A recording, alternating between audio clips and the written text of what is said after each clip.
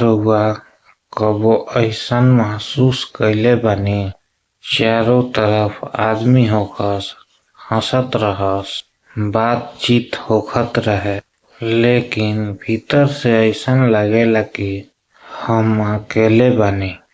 का रउआ भीड़ में खड़ा होके अपना अंदर के खालीपन महसूस कइले बानी? सवाल ई बा, जब हजार लोग आस पास होखस त आदमी काहे अकेले महसूस करेलन? का अकेलापन सच में लोग के कमी से आवेला या समझे वाला के कमी से? आज के ई वीडियो में हम भीड़ के बीच छुपल लुकाइल अकेलापन के सच्चाई खोलब।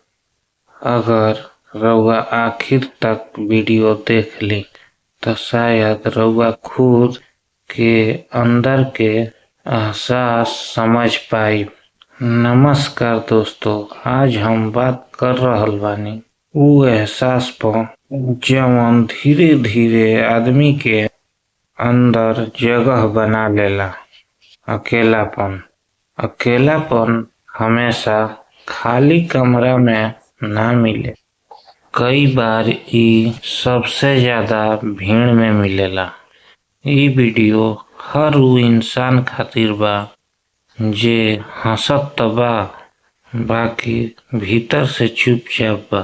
अकेलापन के मतलब हमेशा अकेले रहल ना होला।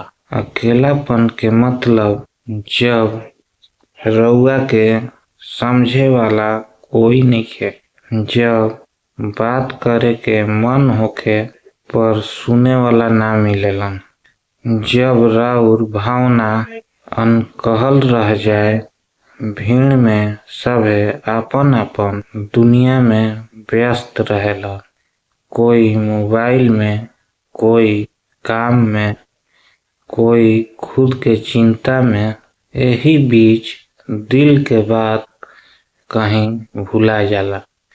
आज के समय में हर कोई खुद के साबित करे में लागल बाड़न।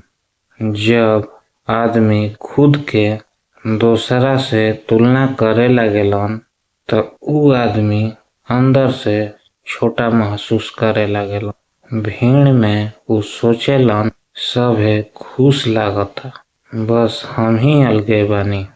बहुत रिश्ता अब औपचारिक रह गइल बा, कैसन बाड़ो, ठीक बानी, लेकिन सच में कोई ई ना पूछेला दिल से ठीक बाड़ो। एह वजह से आदमी भीड़ में रह के भी अकेलापन महसूस करे लागेलन। आज हजार फ्रेंड लिस्ट में हो सकेलन, लेकिन सच्चा दोस्त एको नइखन। लाइक, कमेंट, शेयर ई सब तो मिल जाला, लेकिन दिल के सुकून ना मिले। लोग ऑनलाइन कनेक्ट बा, लेकिन इमोशनली डिस्कनेक्ट बा। भीड़ अब सिर्फ रोड पर ना, सड़क मार्ग पर ना, मोबाइल में भी बा।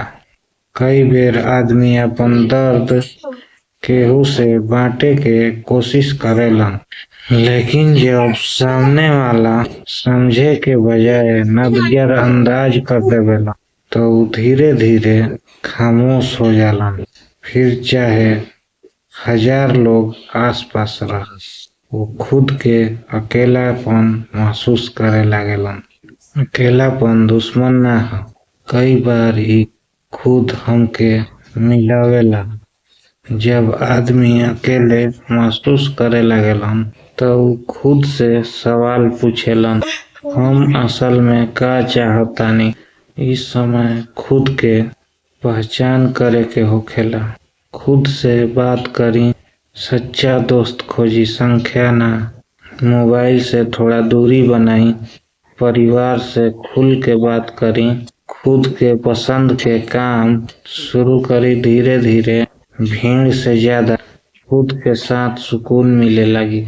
अगर आज रउआ भी भीड़ में अकेलापन महसूस करतानी तो याद रखी रउआ अकेले नहीं। अकेलापन कमजोरी ना, ई संकेत ह कि रउआ दिल के सच्चा आदमी बानी।